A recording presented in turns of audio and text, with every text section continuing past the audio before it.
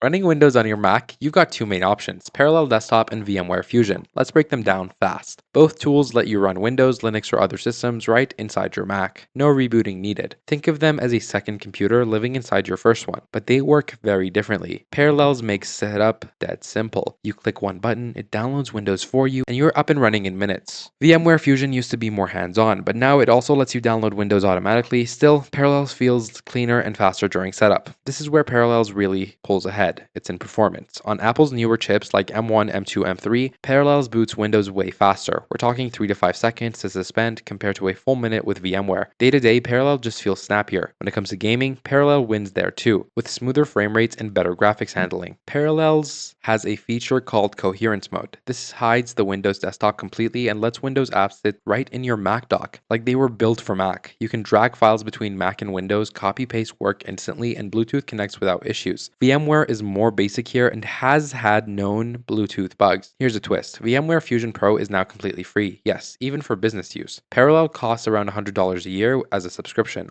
or more for a one-time license. So if money matters, VMware is hard to beat at $0. Parallels has real customer support. VMware, since Broadcom took over, support is community only, meaning if something breaks, you're mostly on your own. So, which one should you pick? If you want the best performance and the smoothest Mac experience, go Parallels. If you're on a budget or you're a tech-savvy user who doesn't need hand-holding, VMware Fusion Pro is a solid free option. I hope you guys enjoyed this video. I'll see you in the next one.